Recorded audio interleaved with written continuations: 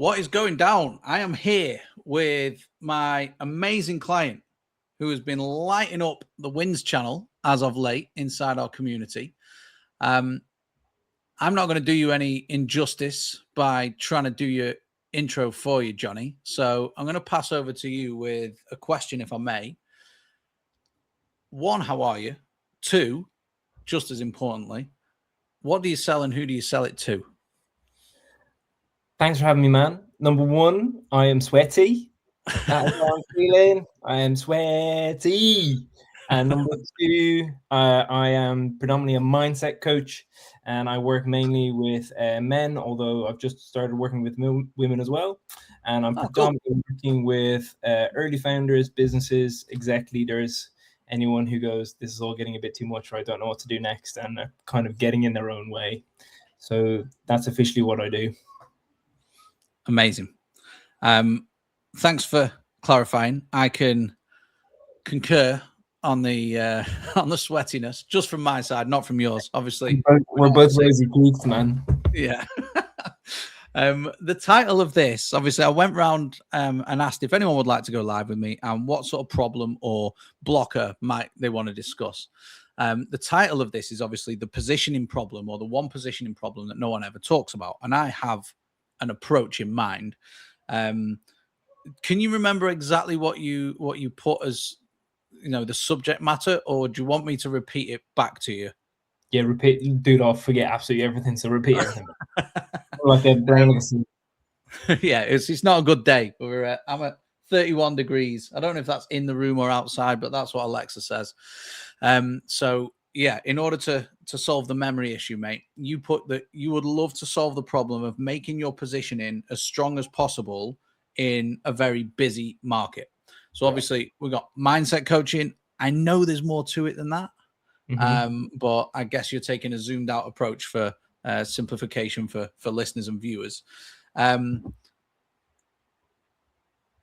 have an approach for this, I think, but let's dig into it a little bit first. I think the best way, and you'll know this because obviously you've been through the offer creation process inside C2C, and it seems to be working very well, but it can always be better. So I always like to start with the people. We have 6 P's that we like to work across. I won't list them out now, probably for memory related issues as well. But the first P that we always come back to is the people or the audience.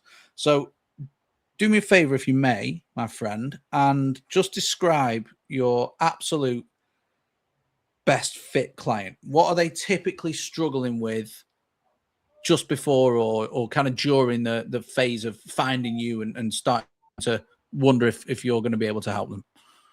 So it's usually one of two people, two very clear people. So one is the kind of person who is just jumped ship and they are started their own business and now they're freaking out. So they've got past that dream stage of I want to start a business, and then they do it and then they freak out. And 9 times out of 10, as you'll know, most of the information you need to start a business is out there now. And I'm a firm believer, and I know you are too, that a lot of it comes down to what's in your head, what's in between your 2 ears, and yourself getting in the way. So those people are usually the people that I love working with because they have a drive and an ambition, but they're in a stage where they're starting to doubt themselves, and they basically have a narrative that is basically self-sabotaging them.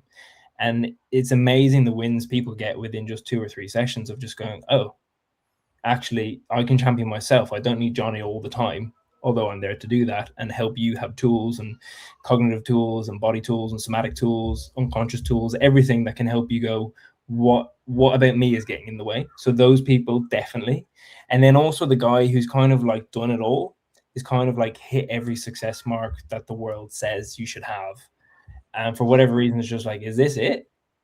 Is this all there is?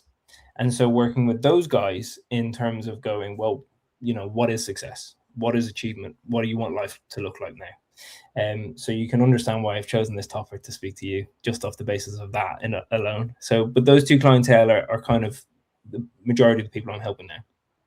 Okay, cool. I can relate to both, to be fair. Yeah, I've got your earmarks for ages, don't you worry. The early stage where you're like, oh my God, I've just left the job, I've got a family or whatever, and I have a mortgage or rent or whatever to pay. What the fuck do I do? Because it's even easier now in terms of information, which probably makes it harder because you're right, it's all out there. But then we've got the successful side of things. Like, I never thought I'd make this much money. I am not rich, but I don't have to worry about money for a bit, like, put it that way. So I've ticked quite a few success markers as well, in quotation marks, success. And things in my life have suffered, come back. So this potentially is a very appealing offer to someone like me from both sides of the coin. When it comes to the positioning side of things, I think there are a few things that we can lean on. One thing I'd be very interested in finding out from you, and I don't know if you were on the client success quadrant exercise a few weeks back that we did, when we were trying to build out client success. People take a very different approach than when we're trying to build the offer. When we build the offer, we're looking for, a pretty big claim. I can help this group of people achieve this massive thing. But people tend to dampen it down. When we did the client success thing and we're like, what's the best result you have ever achieved for a client? They got all fucking bold. So I want to ask you that same question, because that can sometimes help with the positioning messaging side of things. Forget the offer. Think about your best ever client result. What unfolded in that person's life and business, I'm guessing? Yeah, it's so big because obviously what I'm doing is quite broad. It's not just like, let's win you clients. For one person, it could very much be like, how do I just like enjoy the ride? Do you know what I mean? And for another person, it could be big. So from a financial point of view, a guy I was working with, I started working with him in the summer, and we worked together for 3 months. And he, at the time of us working together, was struggling to pay his rent. He could not pay rent. By January, he had done a 10K month and had started a national-wide community that is now in like every publication imaginable across all of the UK.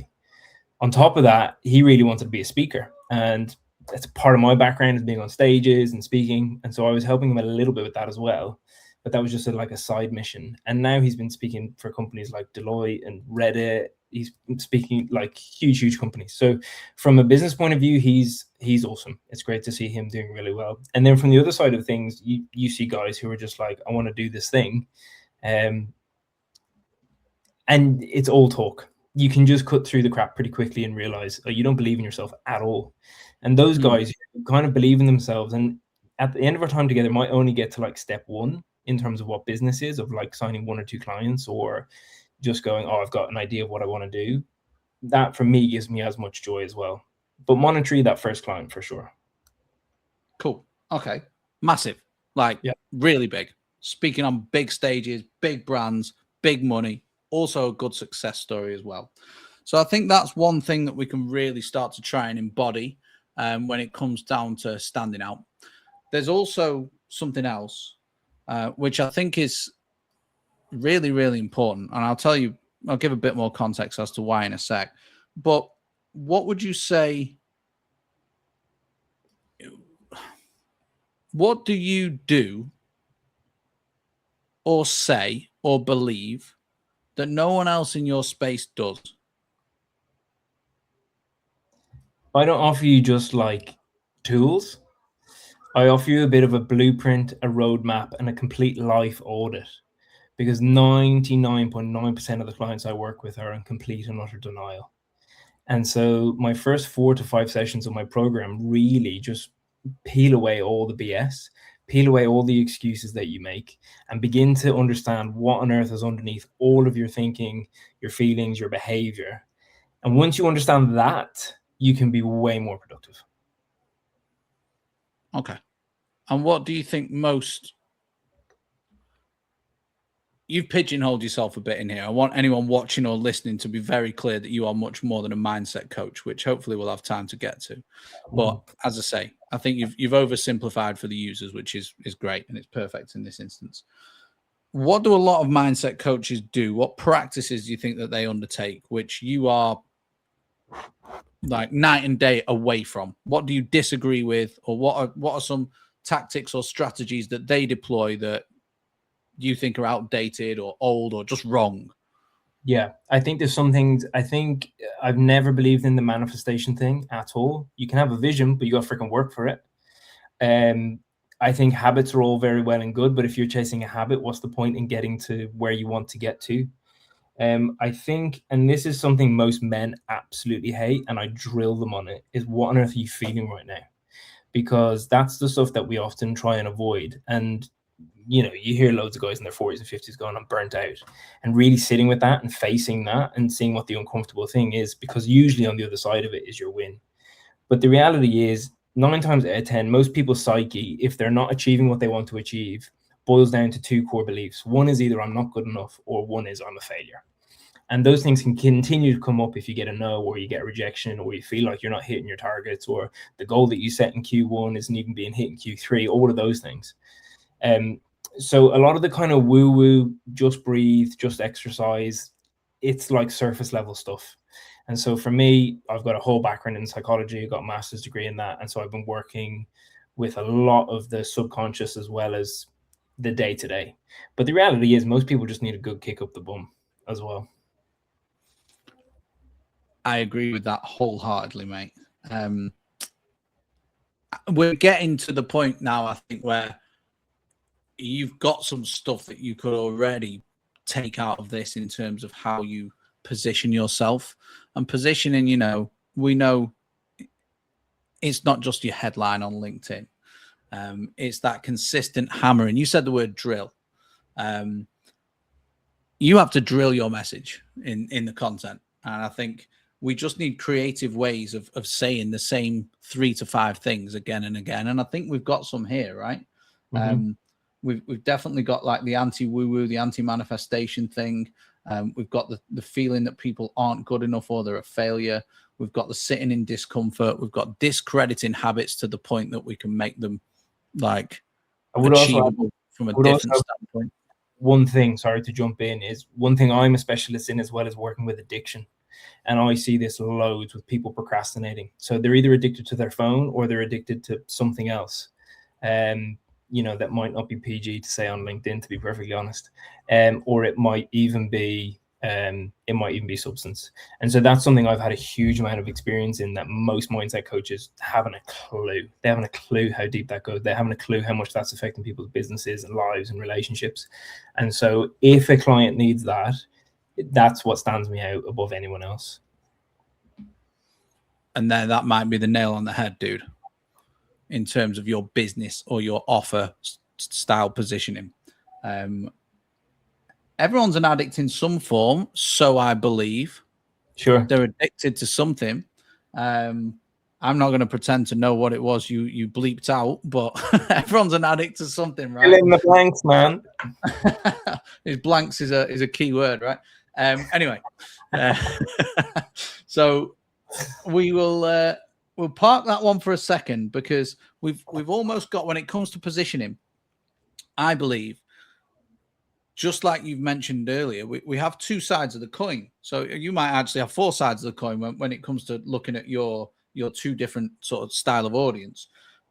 The one I wanted to talk about a little bit more before we wrap up is an exercise we went through on today's C2C call, which is, I'm going to call personal brand DNA. You've almost got the business, the offer, that like the messaging on that front. But what a lot of people ignore is their own DNA and their own skin in the game, which is a load of experiences and opinions and beliefs and values, all kind of wrapped into this unique standpoint that no one else is going to be able to take from you.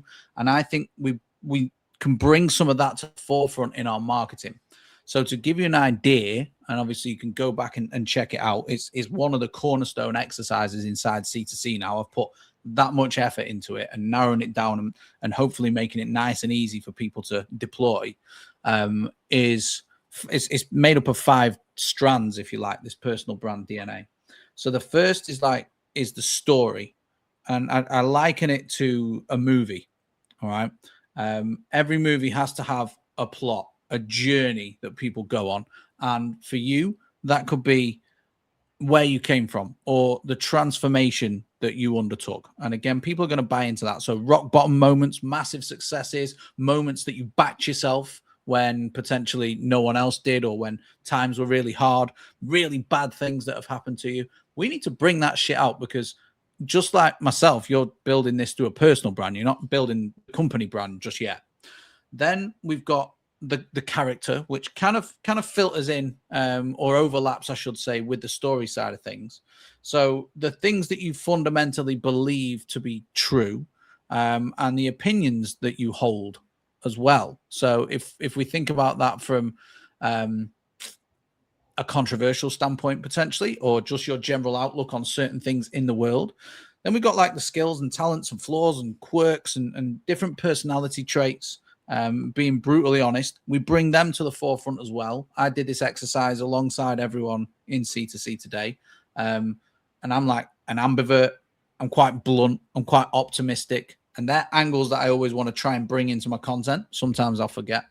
The third thing, and this is the biggest thing, I think, when it comes to the branding side of things, and it's something I borrowed from Uncle Alex, the associations or the pairings. So the things, how do we make your personal brand different to any other mindset coach? It's going to be the stuff that you associate yourself with. So the people, whether that's family, whether it's clients, whether it's friends, talking about those people says a lot about you. And then if again, to liken it to a movie, you've got the cast. Who are the other people that star in your movie alongside you being the main character of your own personal brand? Then we've got the movie sets. So the places that you hang out, could be the gym, could be the coffee shop that you work from on a Tuesday or whatever. Then we've got like props. So what are the products that you use, or the tools that you use, or the brands that you buy from, essentially? Then like hobbies and topics that you talk about that aren't work. All this stuff, when you mash it all together over a long enough time horizon, is going to completely separate and position you away from any other mindset coach. The main one, if we think about any film, I talked about Batman this morning. Batman, The Dark Knight, biggest film ever, I think, wouldn't even really be a film if it wasn't for the Joker. Heath Ledger won a BAFTA or an Oscar or something for it. We need to work out the bad guys in your world. And the bad guys are, we've kind of already touched on, right? They're the woo-woo guys. They're the just manifest and it will appear. Or people that just give surface level shit in terms of, you mentioned like exercise and breathing, like definitely needed, but there's a lot more to this work than that. And then the final thing, if we think about all good films, are the reviews. So The Dark Knight, obviously, I think it did a billion at the box office, something like that. Obviously, it's one of the highest rated films on IMDb, people raving about it. You have reviews and credibility that we can bring to the forefront too. So client wins is an obvious one. I know you've been on a bit of a proof mission recently, which is good to hear. But also your own credibility. So ties again back to the journey, but growth, milestones. You think about any professional achievements when you had a job, or anything that you've been featured in, or speaking gigs that you've landed, like big stages you've spoken, or names you've spoken alongside. And then just like non-business shit as well. So credibility for, I don't know if you like run a marathon. I haven't, but I've done a half marathon, stuff like that. Where like some people inside C2C have published a book. And when you mash all these things together, so you've got the stories, then you've got the character, then you've got the things and people and places and brands and stuff that you associate with. Then you got the bad guys who we're positioning you against. And marketing, obviously, like a magnet, we attract, but we want to repel. So we stay away from those guys. And then we wrap it all up in proof. That, alongside everything we went through on the first half of this, I believe is the key to unlocking a category of one. And that's, I think, how you can position away from everyone else. That's gold, to be honest, man. There's a couple of things there, like especially the bad guys, that I had never really thought about in terms of an angle, which I love. And love your confidence in me as well, man. Thanks. Oh, man. You're more than welcome. I know how good you are. Obviously, we've been chatting for a while. The bad guys one's interesting because this morning's call, I asked everyone to picture a competitor Mm. that they disliked for whatever reason, either as a person, either their practices or their ethics. And I wanted to hammer home on the call, but also now, we don't need to ever mention that competitor. Like, say you were my competitor, I'm not going to start going live on Instagram and start slagging your content off or anything like that. But the thing, if you were my competitor, the things that you do day to day and the practices you have and the theories that I just reject, that's perfect content. Mm. And you can do it in a really positive way if you want to. I quite like the negative frame, positive ending. But that will stand you apart from like that will make people buy into you so much more than just not mentioning it. It's like when you work with me, we don't just do this. These Yeah. practices are bullshit. Here's why. Here's what you really need. I'm the only guy who can give it to you. And I likened this kind of opinion and story and hobby-based thing to if you were to you needed a plumber today. You've got two choices. You've got choice A, average plumber, average price. Then you've got choice B, average price, basically like for like, aside from one thing. This guy talks about how much he loves CrossFit, and you love CrossFit as well. Which one are you going to go for? Like, and that's just one little thing. All right. They're both the same apart from this one thing. And that, I think, is the reason for personal brand. So what's your CrossFit thing what's your association that aligns with other clients? What do clients love? There's quite a few things actually. So one is fitness. I love running. I've always been a big runner. One is how much I love coffee. I have a theory that you can be entitled about one thing, or you can be snobby about one thing. And my thing is coffee. If you have more than two, then you're crossed off. But everyone can have one thing. And my most recent client that I signed actually was just like, I love coffee, so let's work together. And then the other one actually is like faith. So like faith is a huge part of my life, and actually a lot of, not loads, but like maybe like 50% of my clients that I've worked with, either on a sales call or something, they'll say something and then I'm go, oh, we're in the same boat, man. And then that really, I'm almost like, that's always a done deal then. I think just you come from a pretty basic set of values then, and you are both kind of literally singing from the same hymn sheet to a degree. So those three things I think set me apart. And then there's like a specific issue that I think I'm quite outspoken about that I don't see anybody on LinkedIn, let alone the internet, talking about. And those posts always get quite a lot of engagement as well. So they're like 3 or 4 things, I would say. I think we kind of cracked it, and we've got like 5, 6, 7 to go off in total, man. If you're hopping on calls with people and they are mentioning that they know you like coffee and they like coffee and then they buy, we should definitely talk about coffee some. And it doesn't have to be full posts about fucking coffee. It can just be mentioned subtly. The other thing is obviously the faith side of things. Massive card for you to play, because it'll just draw in better clients for you. So that is a theme that I'd be revisiting quite a bit as well, mate. The thing we have to remember with this, right, is like a lot of people will just go, oh, a post about faith. Oh, a post about coffee. And it's like, no, we're talking about over the next 2 years, the number of times and the different ways that you can reference those things, drum it home again and again. And I kind of likened it to, if I do a YouTube video, and the YouTube video is called How to Win Clients on LinkedIn, there will be so many associations and little pairings that are just, oh, put that there. Oh, Jonny had a 10K month. Oh, I've been on stage with so-and-so. Oh, my client did this. Oh, I really like coffee.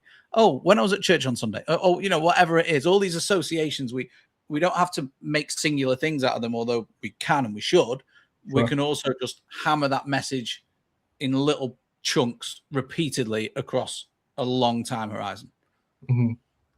Yeah, I think that's gold, man. And it's probably the one thing that I've shied away from in content, is kind of fully showing your own personality. I've done it in drips and drabs, but I know what I'm like on calls or face to face doesn't always necessarily come out in the content. So this has been gold, man. I really appreciate it. Oh man, I've loved it. I feel like this is the last live I've done. I think I've done 7 today. I'm like, I'm just getting into the swing of things now. But but thank you, man. Thank you for a great topic too. If you have time, I think the exercise from this morning, 1.5 speed, there's a nice little output that you'll get from a tool that I've built as well. Get that down. It'll just kind of solidify what we've said. That's the personal side of things. I don't know if my VA's uploaded it, but it should be up now already, I think. But yeah, go through that, man. And LinkedIn Live to get a little dig in about me missing this morning session as well. Yeah, it's shocking, man. I was appalled. I'll definitely get that for sure. Yeah, it's a big one for sure, mate. Yeah, definitely. And so much can come off the back of it. But I'm going to love you and leave you. I've got a call with Alex Hormozy now, so I will not one-on-one, unfortunately, but I will. You may have to stay on just so the file uploads actually, dude. It might just take a minute or two. But I want to say thank you for a great topic. Thanks for being dead open. There are big things coming for you, man. I can fucking feel it. I'm telling you now. I'm planting my flag in the sand.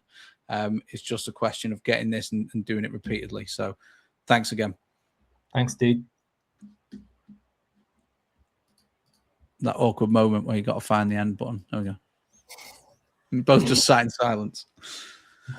Oh, thanks. Man.